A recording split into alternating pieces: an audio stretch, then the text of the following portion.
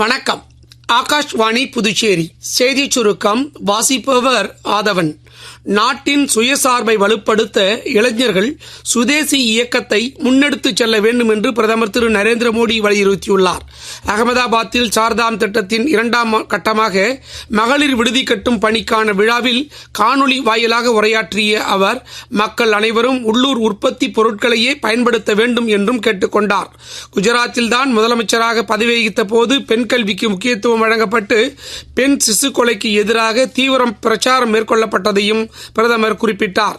2036ஆம் ஆண்டு ஒலிம்பிக் போட்டியை இந்தியாவில் நடத்த நடவடிக்கை மேற்கொண்டு வருவதாக மத்திய விளையாட்டுத்துறை அமைச்சர் திரு மன்சுக் மாண்டவியா அகமதாபாத்தில் நடைபெற்ற பளுதூக்கும் போட்டியின் துவக்க விழாவில் பேசுகையில் குறிப்பிட்டார். நாட்டில் தற்போது கலாச்சார மறுமலர்ச்சி ஏற்பட்டுள்ளதாக மத்திய கலாச்சாரத்துறை அமைச்சர் திரு கஜேந்திர சிங் ஷெகாவத் கூறியுள்ளார். நாட்டின் கலாச்சாரம் மற்றும் கலாச்சார நன்மதிப்பையும் பாதுகாக்க மக்கள் அனைவரும் உறுதி ஏற்க வேண்டும் என்றும் புதுடெல்லியில் நடந்த நிகழ்ச்சியில் பேசுகையில் கேட்டுக் கொண்டார்.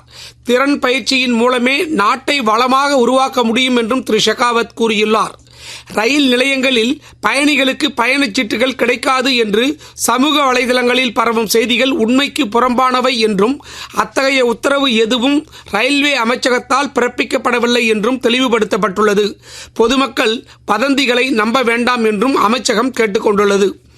உலகில் உள்ள அனைத்து நாடுகளும் உற்று நோக்குகின்ற சுற்றுலா தலமாக புதுச்சேரி திகழ்கிறது.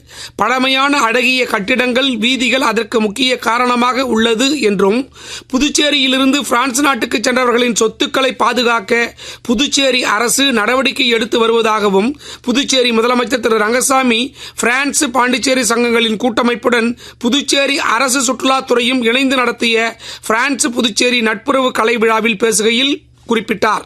இவ்விழாவில் பிரான்ஸ் நாட்டு தூதர் திரு எட்டியன் ரோலன், பிரான்ஸ் எம்பி திரு சாண்டல் சாமுவேல், ஒருங்கிணைப்பாளர் திரு முருக பத்மநாபன் உள்ளிட்ட பிரான்ஸ் சங்கங்களின் பிரதிநிதிகள் கலந்து கொண்டனர்.